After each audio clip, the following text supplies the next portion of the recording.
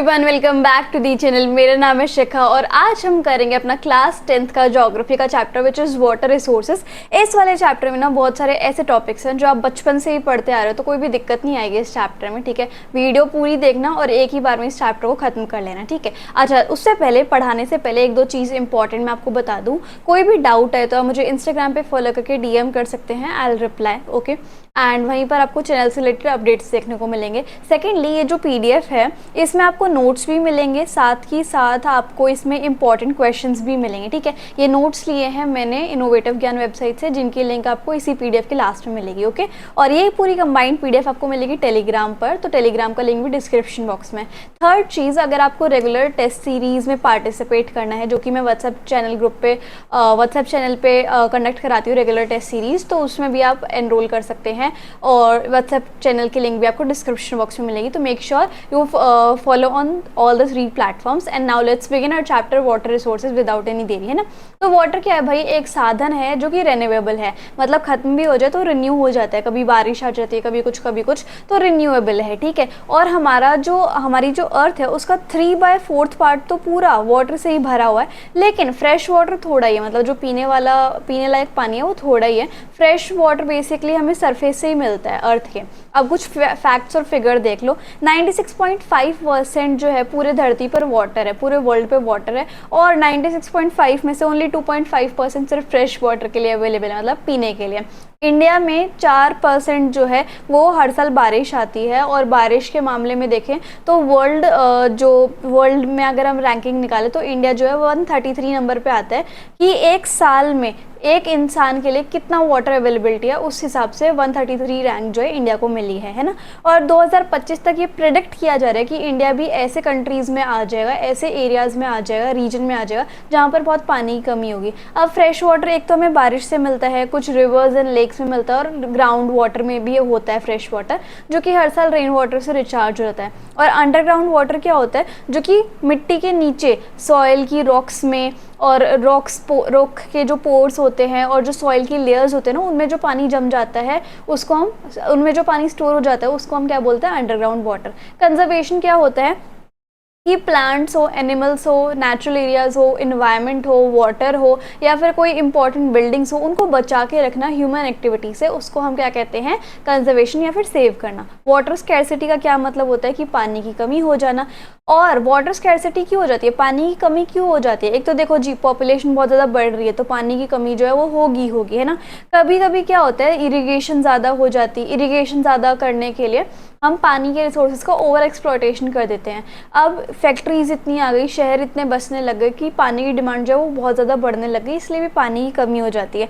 अब अलग अलग एरियाज़ में अलग अलग पानी की संख्या जो है, पानी जो है वो अलग अलग एरियाज़ में अनइक्वल तरीके से डिस्ट्रीब्यूट किया जाता है। जैसे राजस्थान में बहुत कम डिस्ट्रीब्यूट किया जाता है, लेकिन दिल्ली में वहाँ पे बहुत ज़्यादा डिस्ट्रीब्यूट किया जाता है। बट साउथ दिल्ली में भी स्कैरसिटी है, और इंडस्ट्री ज़्यादा पानी यूज़ करती हैं, और अर्बन एरियाज़ में, शहरी इलाकों में पानी की जो ओवर एक्सप्लॉयटेशन है वो ज़्यादा होती है। ठीक है, मतलब ज़्यादा तरीके से यूज़ करते हैं, वेस्ट भी करते हैं। अब वाटर में जो पॉल्यूशन होता है उसके क्या मेन कॉजेज है? एक तो घरों का ही जो वेस्ट हो जाता है वो पानी में चला जाता है। दूसरा, जो इंडस्ट्रीज़ अपना वेस्ट है वो ट्रीट करने से पहले ही, उसका साफ़ सुथरा बनाने से पहले ही, प्रॉपर ट्रीटमेंट करने से पहले ही नदियों में बहा देती हैं। ठीक है, एग्रीकल्चर से जितने भी, जैसे मतलब पेस्टिसाइड्स हो गए, इंसेक्टिसाइड्स हो गए, एग्रीकल्चर सेक्टर में वो यूज़ होते हैं, और वहीं पर इरिगेशन होता है, तो पानी के अंदर वो केमिकल आ जाते हैं। ठीक है, और पेस्टिसाइड एंड फर्टिलाइज़र वगैरह जो एग्रीकल्चर में यूज़ होता है उससे भी पानी जो है वो बेकार हो जाता है। कई ह्यूमन एक्टिविटीज़ भी होती है, जैसे रिलीजियस रिचुअल होते हैं, हम जो है अस्थियाँ बहा देते हैं, मूर्तियाँ उसके अंदर गिरा देते हैं पानी के अंदर, जिसकी वजह से जो है पानी पॉल्यूट हो जाता है। ठीक है, अब हमें क्यों ज़रूरत है पानी को बचाने की? देखो, हमारी डेली की डेली जो नीड्स हैं वो बढ़ने लग रही हैं, है ना। पॉपुलेशन बढ़ रही है, सबकी रिक्वायरमेंट ज़्यादा हो रही है, तो वाटर रिसोर्सेज लिमिटेड है उस ग्रोइंग पॉपुलेशन के हिसाब से, है ना। सारे रिसोर्सेज मोस्टली पॉल्यूटेड ही हैं, और अगर पॉल्यूटेड है तो हम उसको पी भी नहीं सकते, दूसरे यूजेस के लिए भी नहीं ले सकते। और हमें अगर पानी अच्छा सा नहीं मिलेगा, साफ़ सुथरा नहीं मिलेगा, तो हम बीमार भी हो जाएंगे। और फूड सिक्योरिटी के लिए भी पानी की बहुत ज़्यादा ज़रूरत है, इसलिए हमें पानी को बचाने की ज़रूरत है ना। और साथ ही साथ हमारा नेचुरल इकोसिस्टम जो है मोस्टली पानी से ही चल रहा है ना। क्रॉप्स उगती है पानी से उगती है, फॉरेस्ट उगते हैं पानी से उगते हैं, ठीक है।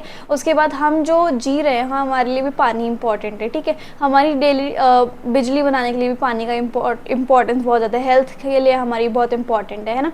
हमारी रिक्वायरमेंट्स पूरी करने के लिए बहुत इंपॉर्टेंट है, तो इसलिए पानी को बचाना बहुत ज़्यादा इंपॉर्टेंट है। MNCs आपको पता ही है, मल्टीनेशनल कॉरपोरेशंस होती हैं या मल्टीनेशनल कंपनीज होती हैं। कैसी कंपनी होती है जिसका बेस जो है वो एक नेशन में होता है, लेकिन इसकी बहुत सारी सब ब्रांचेस अलग अलग देशों में फैली हुई है। मतलब बहुत सारी जगह एक ही कंपनी है बहुत सारे देशों में, जैसे पेप्सी है या कोक है, ठीक है। कोक जो है कितने सारे देशों में फैली हुई है, तो होती है मल्टीनेशनल कंपनी।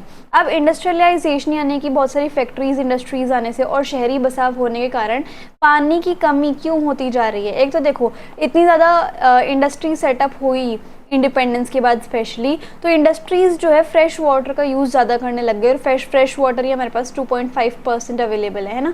और फिर जैसे शहरी बसाव होने लग गए तो पॉपुलेशन ज़्यादा होने लग गई, अर्बन लाइफस्टाइल ज़्यादा हाई फाई होने लग गए, तो वाटर और एनर्जी की रिक्वायरमेंट बढ़ने लग गई। और cities as well as villages में भी, विलेजेस में एग्रीकल्चर के चक्कर में ओवर एक्सप्लॉयटेशन ज़्यादा होता है पानी का, तो इसलिए अर्बनाइजेशन की वजह से और इंडस्ट्रियलाइजेशन की वजह से पानी की कमी जो है वो काफ़ी ज़्यादा हो जाती है। अब इंडिया में क्यों पानी की कमी ज़्यादा बढ़ती जा रही है। देखो इंडिया का क्लाइमेट कैसा है, मॉनसून क्लाइमेट है ना। कभी कभी मॉनसून जो है वो अच्छा नहीं आ पाता, फेलियर हो जाता है, जिसकी वजह से वाटर जो है रिचार्ज नहीं हो पाता, तो वाटर की जो स्कैरसिटी है वो बढ़ती चली जाती है। अब इरिगेशन की तो बहुत ज़्यादा डिमांड है ही है ना, क्योंकि उसी से क्रॉप्स वगैरह उगेंगी, तो फिर इरिगेशन में भी पानी चाहिए होगा, तो इसलिए वहाँ पे ज़्यादा अब उसकी डिमांड जो है वो ज़्यादा बढ़ गई है, इसलिए पानी की भी कमी ज़्यादा हो रही है। अंडरग्राउंड वाटर जो है वो डिप्लीट होता जा रहा है अगर मानसून फेल हो जाता है, तो वाटर रिसोर्सेज के ऊपर ज़्यादा प्रेशर हो जाता है जब ज़्यादा शहर बसने लग जाते हैं।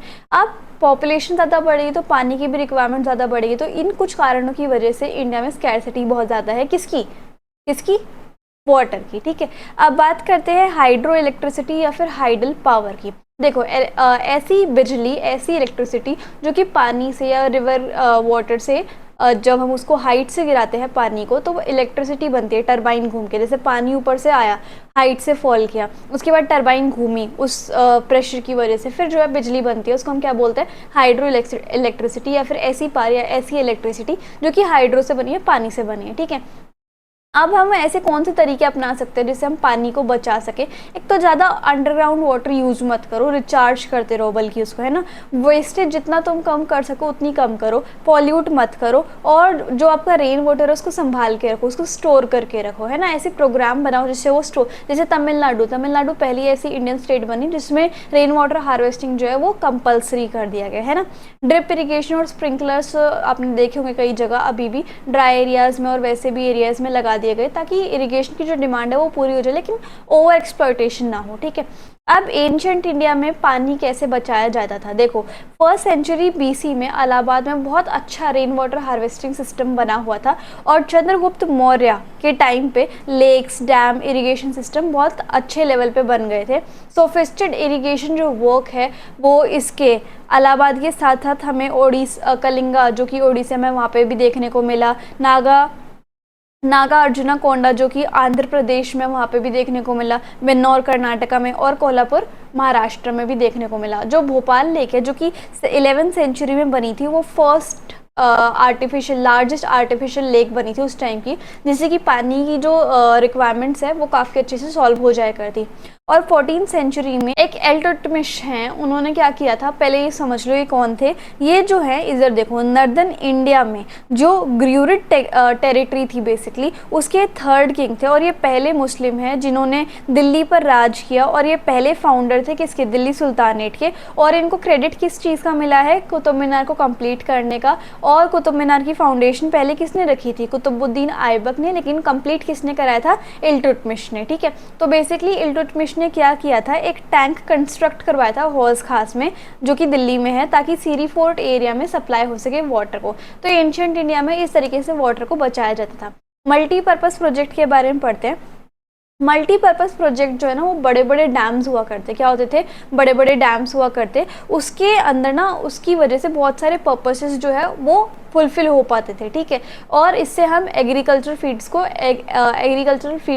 फील्ड्स को इरिगेट भी कर पाते थे। अब पर्पस क्या था मल्टीपर्पज़ प्रोजेक्ट का? एक तो फ्लड से हम फ्लड कंट्रोल कर सके, सॉइल इरोजन ना हो, इरिगेशन के लिए वाटर प्रोवाइड कर सके, ड्रिंकिंग पर्पस के लिए, और इंडस्ट्री, विलेजेस, सिटीज़ के लिए हम इलेक्ट्रिसिटी प्रोड्यूस कर पाए, इनलैंड नेविगेशन कर पाए। जैसे मान लो जो समुद्री जहाज़ हैं या फिर सबमरीन है, उनको नेविगेशन के लिए हम बता सके कि यहाँ पर डैम है, यहाँ पर रिजर्वॉयर है, तो अच्छे से पता लगा लेंगे कि उनकी लोकेशन क्या है बेसिकली, है ना। और दूसरा वाइल्ड लाइफ एंड फिशरीज़ के डेवलपमेंट के लिए भी। तो ये कुछ पर्पस थे मल्टीपर्पज़ प्रोजेक्ट के, ठीक है। अब कुछ प्रोजेक्ट्स के नाम मैं आपको बताती हूँ। पहला है दामोदर वैली कॉरपोरेशन। ये जो है दामोदर रिवर पे बना हुआ है और इसका बेनिफिट कौन लेती है? Jharkhand and West Bengal states. Bhakra Nangal dam जो है सतलुज रिवर के ऊपर बना है और कौन कौन सी स्टेट बेनिफिट लेती है? पंजाब, हरियाणा, राजस्थान एंड हिमाचल प्रदेश। हीराकुद डैम जो है वो महानदी पे बना हुआ है, जिसकी बेनिफिशियरी स्टेट कौन सी है? ओडिशा। कोसी जो डैम है वो कोसी रिवर पे बना हुआ है, जिसकी जो बेनिफिशियरी स्टेट है वो बिहार है, लेकिन साथ में हमारी नेबरिंग कंट्री नेपाल भी उससे पानी लेती है।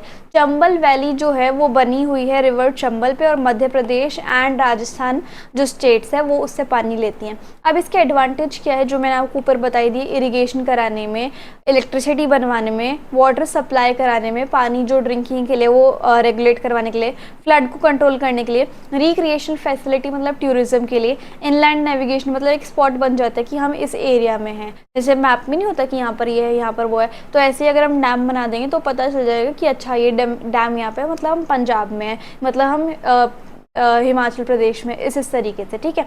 और पिस्की कल्चर यानी कि फिशिंग करने के लिए, और उसके बाद सॉइल कंजर्वेशन हम कर सकते हैं एफॉरेस्टेशन करके। लेकिन जितने हमें एडवांटेजेस के दिख रहे हैं ना उतने इतने हैं नहीं। हम इसके डिसएडवांटेज भी देखेंगे। जैसे ये कह रहे हैं कि मल्टीपर्पज़ की वजह से फ्लड कंट्रोल होता है, तो ऐसा अच्छे से तो हो नहीं पाया आज तक कभी कि फ्लड कंट्रोल हो गया हो डैम्स की वजह से, है ना।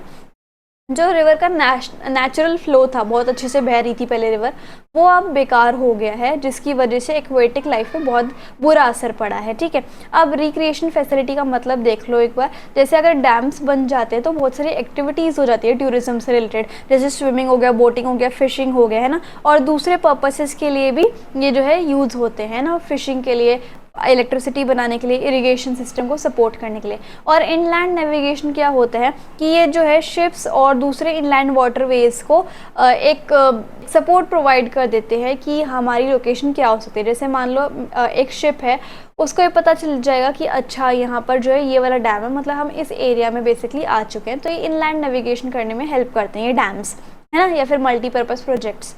अब ये जो रिजर्वॉयर बनते हैं, अब ये जो रिजर्वॉयर बनाए जाते हैं, इसकी वजह से जो पहले की वेजिटेशन वहाँ थी वो तो सारी बह जाती है या फिर दब जाती है, ठीक है। और उसके बाद सॉइल भी डिकम्पोज होना स्टार्ट कर देती है। मल्टीपर्पज़ प्रोजेक्ट की वजह से जो वहाँ पे पहले लोग रहा करते डैम बनने से पहले, उनका जो घर जो है वो छिन जाता है, स्पेशली वाइल्ड लाइफ का भी जो घर है वो छिन जाता है, ठीक है। Excessive use of water, over irrigation भी हो जाता है, पानी का एक्सेसिव यूज़ भी हो जाता है, लैंड भी डिग्रेड हो जाती है और वाटर बॉर्न डिसीज होने लग जाती है, पेस्ट हो जाता है और पॉल्यूशन भी हो जाता है। अब डैम्स क्या होता है, ये एक पूरा बैरियर बनाया जाता है, ठीक है। ये एक पूरा बैरियर बनाया जाता है जिससे कि एक ऐसा टाइप का बैरियर जिससे कि पीछे की साइड पानी को रोक लिया जाता है, और इसका जो लेवल है वो भी हम बढ़ा सकते हैं, जिससे कि क्या होता है वाटर को एक लंबी हाइट से नीचे थ्रो किया जा सकता है। एडवांटेज क्या है इसके? इरिगेशन हो गया, इलेक्ट्रिसिटी जनरेट कर सकते हैं हम, water supply domestic and industries के यूज़ के लिए, flood control, recreation and tourism, और फिश की ब्रीडिंग के लिए। अब जवाहरलाल नेहरू जी ने ये क्यों कहा था कि डैम जो है, ये क्यों कहा था कि डैम जो है वो टेम्पल है मॉडर्न इंडिया के? क्योंकि डैम्स की वजह से इंडस्ट्रियलाइजेशन जो है और अर्बनाइजेशन जो है वो बहुत अच्छे से डेवलप हो पा रहा था। एग्रीकल्चर की भी डेवलपमेंट हो रही थी क्योंकि ये इरिगेशन में हेल्प करते थे ये डैम्स, और साथ ही साथ इसकी वजह से इंडस्ट्रीज़ भी चला करती, शहरी बसाव हुआ करता। तो ये इंडस्ट्रियलाइजेशन, अर्बनाइजेशन एंड एग्रीकल्चर तीनों की डेवलपमेंट कराया करते, तो इसलिए डैम्स को टेम्पल ऑफ मॉडर्न इंडिया कहा जाता था, है ना। अब डैम्स को मल्टीपर्पज़ प्रोजेक्ट क्यों कहते हैं, क्योंकि ये जो है बहुत सारे पर्पस को फुलफ़िल करने में हेल्प करते हैं, जैसे फ्लड कंट्रोल, रिक्रिएशनल एक्टिविटी और irrigation, distribution of electricity, water को कंजर्व करते हैं, वेजिटेशन एंड सॉइल को भी कंजर्व करते हैं, टूरिज्म को बढ़ाते हैं, है ना। तो that's why dams are known as multipurpose project, है ना। अब मल्टीपर्पज़ प्रोजेक्ट देखो, इंडिया में इंडिपेंडेंस जब हमें मिली थी उसके बाद ये लॉन्च हुए थे, ताकि वाटर रिसोर्सेज को हम अच्छे से मैनेज कर पाएँ। जवाहरलाल नेहरू जी ने हमारे डैम्स को टेम्पल्स ऑफ मॉडर्न इंडिया का दर्जा दिया था, और ये जो है एग्रीकल्चर, इंडस्ट्रियलाइजेशन, अर्बनाइजेशन, इन सबको लिंक किया करता। अब नर्मदा बचाओ आंदोलन के बारे में पढ़ते हैं। ये जो है एक बहुत बड़ी मूवमेंट की गई थी, किसके लिए? सरदार सरोवर डैम के लिए, जो कि नर्मदा रिवर के ऊपर बन रहा था, और वो है गुजरात में। इस मूवमेंट के अंदर किस किस ने पार्टिसिपेट किया? NGOs ने, नॉन गवर्नमेंट ऑर्गेनाइजेशन ने। और इसके अंदर कौन कौन से लोग थे? ट्राइबल पीपल, फार्मर, इन्वायरमेंटलिस्ट और ह्यूमन राइट एक्टिविस्ट इस मूवमेंट के अंदर ये फोकस कर रहे थे कि तुम्हारे डैम बनाने की वजह से कितने ज़्यादा इन्वायरमेंट इश्यूज़ हो रहे हैं, और सारे के सारे पेड़ जो उस एरिया के हैं वो तुम्हारे डैम के वाटर के नीचे ही दब के बेकार हो जाएंगे। और उसके बाद इसका जो मेन मुद्दा है वो किसके ऊपर ज़्यादा शिफ्ट हो गया था कि जो वहाँ के लोग पहले रहते थे डैम बनने से पहले, उनका तो लाइवलीहुड ही छिन गया, उनका जो घर है वो भी छिन गया, तो तुम उन्हें फुल रिहैबिलिटेशन दो ना अब दोबारा से, इस तरीके से वो कहाँ जाएंगे। तो इस चीज़ के ऊपर फोकस होने लग गया था। Next is rain water harvesting. ये एक बेसिकली एक टेक्निक है जिसकी वजह से हम रेन वाटर को स्टोर कर सकते हैं, ठीक है, और उसके बाद उस वाटर को बाद में यूज़ कर लेते हैं। बेसिकली ये जो वाटर है वो छत से कलेक्ट किया जाता है, और जो रेन वाटर के टैंक्स है वो ज़मीन में बना दिए जाते हैं, बिल्डिंग के किसी अच्छे से एरिया में बना दिए जाते हैं, जहाँ पर रेन वाटर टैंक्स जो है वो स्टोर हो जाते हैं। रेन वाटर हार्वेस्टिंग के मेन ऑब्जेक्टिव्स क्या हैं कि जैसे वाटर की डिमांड बढ़ रही है तो उसको फुलफ़िल करना, जो ज़्यादा पानी बह जाता है उसको अच्छी जगह यूज़ करना। जैसे बारिश का पानी स्टोर नहीं करोगे तो कहीं ना कहीं बह जाएगा, तो उसको क्या फ़ायदा, तो इसलिए उसको स्टोर ही कर लो, है ना। फ्लडिंग, जो रोड के ऊपर फ्लड हो जाते हैं, फ्लड आ जाते हैं just because of rain water, तो उसको अवॉइड करना। ग्राउंड वाटर की जो स्टोरेज है उसको बढ़ाना, वाटर टेबल को इंक्रीज़ करना, ग्राउंड वाटर पॉल्यूशन को रिड्यूस करना, ग्राउंड वाटर की क्वालिटी को इम्प्रूव करना, और साथ ही साथ जो समर में डोमेस्टिक वाटर की सप्लाई है उसको ज़्यादा अच्छा करना। Methods of rain water harvesting. अब अलग अलग इंडिया के एरियाज़ में, स्टेट्स में अलग अलग तरीके की वाटर हार्वेस्टिंग होती है। जैसे देखो, वेस्टर्न हिमालयाज़ में गुल्स एंड कुल्स जैसे चैनल बनाए जाते थे वो रेन वाटर हार्वेस्टिंग के लिए। एक रूफ टॉप रेन वाटर, मतलब छत के ऊपर जो बारिश का पानी गिरता है उसको स्टोर करना। और दूसरा अंडरग्राउंड टैंक्स बनाना, जैसे बीकानेर, फलौदी एंड बैनर के अंदर इस तरीके से अंडरग्राउंड टैंक्स बनाए जाते थे, जहाँ पर हम पानी पीने के लिए स्टोर किया करते। और मेघालय जैसी स्टेट्स में बैम्बू ड्रिप इरिगेशन सिस्टम जो है वो बनता था। Roof top rain water harvesting system कौन सा होता है? जिसमें हम छत पे जो पानी गिरता है बारिश का, उसको हम कलेक्ट कर लेते थे और किसी एक टैंक में, रिजर्वॉयर में या कैचमेंट्स में जिसमें कैच हो सकता है उसमें स्टोर कर लेते हैं। बैम्बू ड्रिप इरिगेशन सिस्टम कैसा है? जो कि मेघालय में पाया जाता है, जिसमें बैम्बू की जो लकड़ियाँ होती हैं उसमें से पानी जो है वो पहाड़ों पे से आता है और फिर गाँव तक आ जाता है, ठीक है, बैम्बू पाइप्स के थ्रू। पलार पानी क्या होता है? बेसिकली जब रेन वाटर जो है हम अंडरग्राउंड टैंक्स में स्टोर कर देते हैं तो उसे हम पोर्टेबल वाटर कह देते हैं, जिसको हम पलार पानी भी बोलते हैं, ठीक है। अब एरिड रीजन ऑफ राजस्थान, जो कि बिल्कुल ही सूखे पड़े हैं, वहाँ पे पलार पानी की क्या इंपॉर्टेंस है? देखो, राजस्थान में बेसिकली इम्पॉर्टेंट है पलार पानी। किस तरीके से? मेन सोर्स है ड्रिंकिंग वाटर का। जब सब कुछ सूख जाता है तब उस टाइम पे ये पलार पानी काम आ जाता है। ये जो ड्रिंकिंग वाटर है, पीने का पानी, उसकी प्योरेस्ट फॉर्म माना जाता है। और समर में जैसे ये टंकी जो हैं वो अंडरग्राउंड स्टोर होते हैं, तो बहुत ज़्यादा ठंडे होते हैं और क्लीन भी होते हैं इसी वजह से। अब इरिगेशन का नेगेटिव इफेक्ट क्या है? ओवर इरिगेशन जब हम कर देते हैं तो उसका नेगेटिव इफेक्ट क्या है? देखो, हमारी जो सॉइल है उसके अंदर सैलिनिटी आ जाती है, स्टेलिनाइजेशन आ जाता है, नमक का कंटेंट ज़्यादा हो जाता है बेसिकली सॉइल की फर्टिलिटी कम हो जाती है और वाटर स्केर्सिटी, पानी की कमी जो है वो ज़्यादा हो जाती है।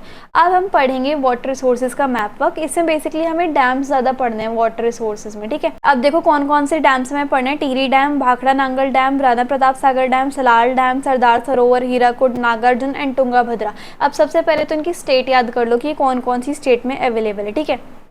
जैसे सलाल डैम जो है वो जम्मू एंड कश्मीर में, तो यहाँ पर देखो ये जो फर्स्ट कर्व है वहीं पर आपको बना देना है सलाल डैम, ठीक है। उसके बाद टिहरी डैम कहाँ पे है, उत्तराखंड में है, ठीक है। तो उत्तराखंड में ही ये जो कर्व है इसके बीचों बीच में आपको टिहरी डैम बना देना है। उसके बाद भाखड़ा नांगल डैम तो आपको पता ही है पंजाब में है, ये जो कर्व बना हुआ है इसी के ऊपर आपको भाखड़ा नांगल डैम जो बिठा देना है। उसके बाद R for Rajasthan and R for Rana Pratap, तो ये जो आपको दिख रहा है राजस्थान कैसे अलग सी शेप, तो वहीं पर आपको स्टार्टिंग में राणा प्रताप सागर डैम बनाने देना है, ठीक है। सरदार सरोवर डैम जो है, जैसे मैंने अभी आपको नर्मदा बचाओ आंदोलन पढ़ाया, तो वहाँ पे इस ट्रायंगल के बीचों बीच में आपको सरदार सरोवर डैम जो है बना देना है।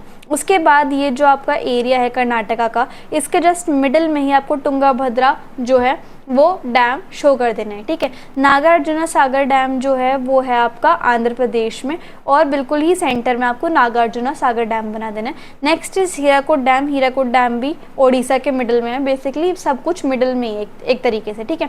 तो ये जो आपके डैम हो गए, और इस तरीके से हमारा जो चैप्टर है वो फाइनली खत्म हो जाता है। आई होप आपको समझ में आया होगा जितना भी मैंने आपको चैप्टर समझाया है। इंस्टाग्राम, टेलीग्राम एंड व्हाट्सएप पे सबके सब फॉलो कर लेना। So if you like the video and the explanation then please do like, share, comment and subscribe the channel. Thank you so much.